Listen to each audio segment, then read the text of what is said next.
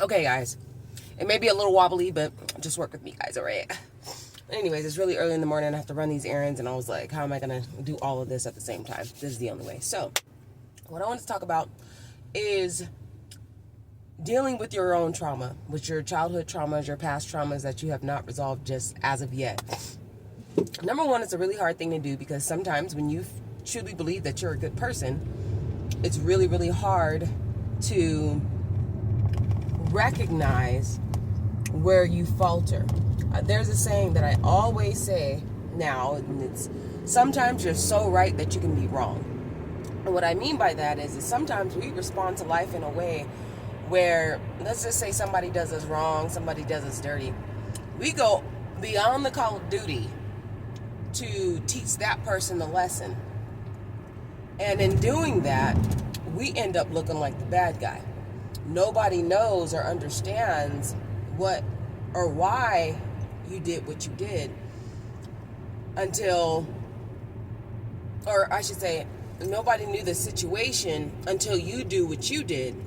And the reason why you're the situation or the end result of what you came to, people are looking at you like you're crazy or you're mean or you're wrong or you're foul or you're whatever.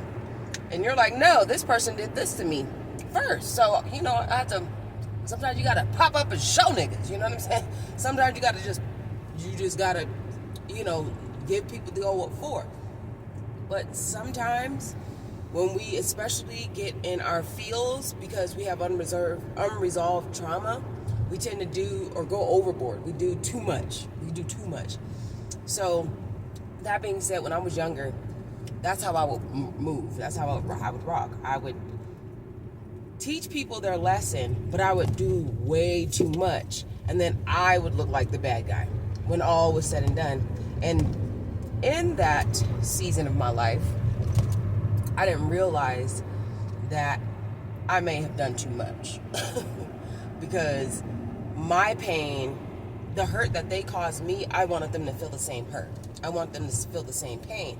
Well, I didn't understand at that time that the hurt that I was feeling was sandwich layers of pain that not just that person gave me, but the life experiences that I had actually experienced in my life is also what I was giving them as well. So the things that I was giving them wasn't just what they did to me, it was what everybody did to me.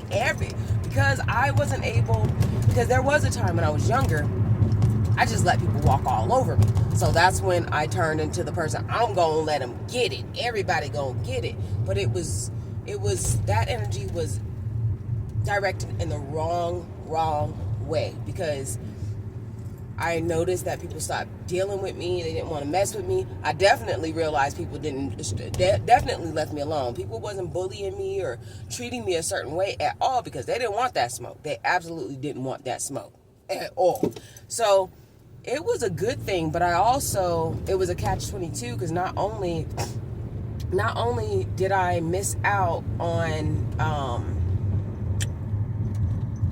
not only did I get what I wanted, which is people to leave me alone, but nobody wanted to deal with me because of the way how I handle situations. So, what do you do? Well, the thing about it is that it's imperative that you deal and confront your childhood traumas. It's imperative that you do. The reason why it's imperative that you do is because in our life now, sorry, I don't know, I think I'm getting a cough. And I just got over one. Sucks. But anyways, the best thing for you to do is to work on yourself. When you have trauma like that, people aren't told, to be by yourself, to be alone, because you are technically, in reality, you will in essence be the problem. And the reason why you will be the problem is because you have unresolved trauma responses, basically. Somebody could easily be as simple as them saying something to you that you don't like. And you in turn, good Lord. I hope y'all can see me because I am not changing this out. I'm too damn busy for all of that. But But you need to be alone, and you need to work on yourself. It's so important to journal. It's so important to write things down. It's so important. In the beginning, I didn't like doing it because, honestly, I didn't like to see my flaws. I didn't like to see it because I knew I was a good person at heart.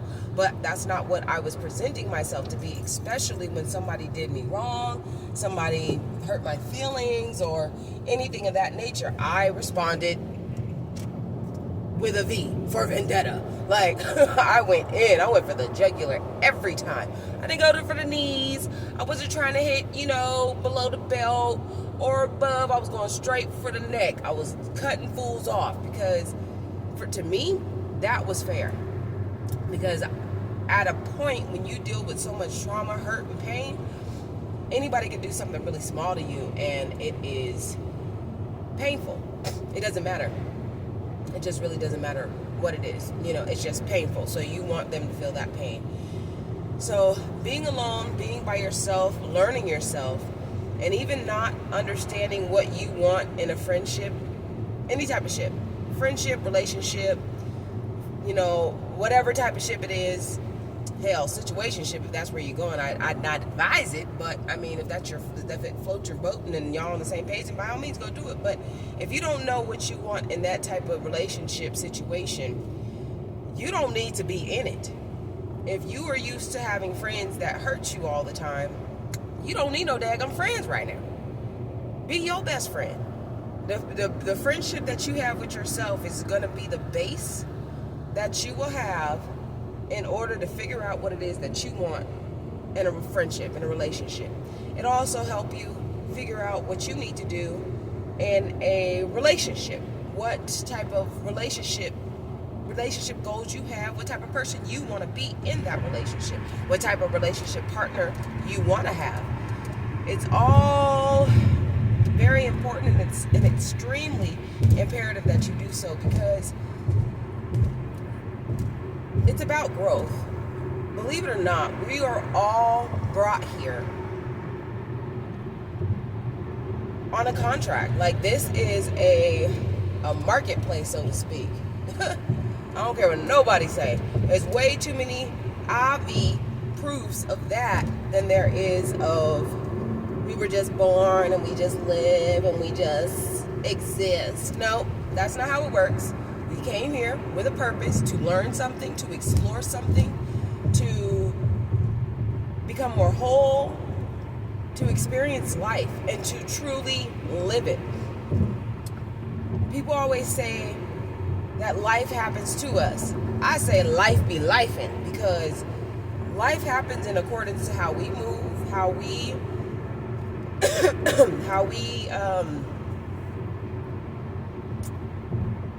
our perception, our perspective. That's how life happens to us. And based on that, that's how the big picture is born, so to speak. And we have to move in accordance to it. Our energy flow, our thoughts becomes things. So that's what causes our world to be shaped in the way that it becomes shaped. And it's necessary. I think I just missed my turn, but it's all good. I'm gonna go down this way.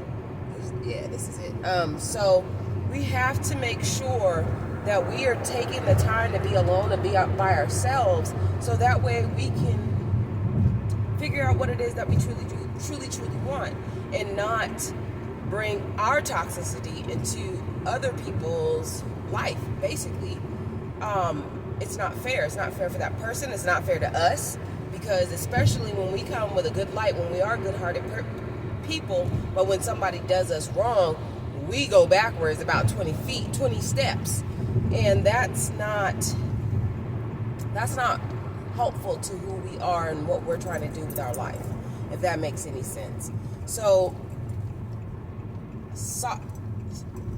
being alone is what you need in order to become a better version of yourself. Not only that, but journaling as well too. Journaling is the best thing you could absolutely do for yourself. Writing how you feel, even if what you're writing sounds so mean and cruel, you got to still write it down, because in writing it, you can actually go back. Sometimes I've written things, and I've written things down, and I will read it like a week or a month later or something like that, and I legit am like, yo, like, I'm not there anymore. I'm past that. Like damn, like I was really tripping. It allows you to see yourself in a different way, knowing who you are. At the core of who I am, I'm one of the most sweetest people you'll ever meet, and that's been my biggest issue. I've been so kind and so sweet to people that I've allowed people to walk all over me and do things to me that I should have never let people do, because I just wanted everybody else to be happy. Screw my happiness, as long as everybody else is happy. And that's really how I moved in my life. And to be honest, that's stupid. It's stupid, because it really, you are trying to make everybody else happy at your own expense.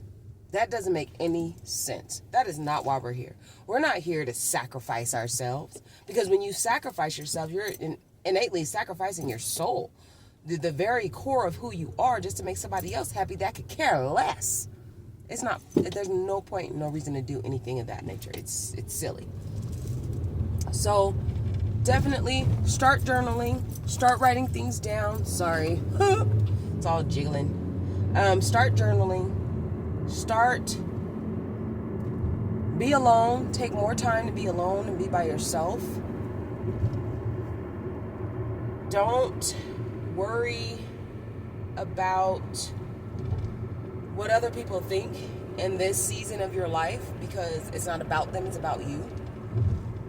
And be aware,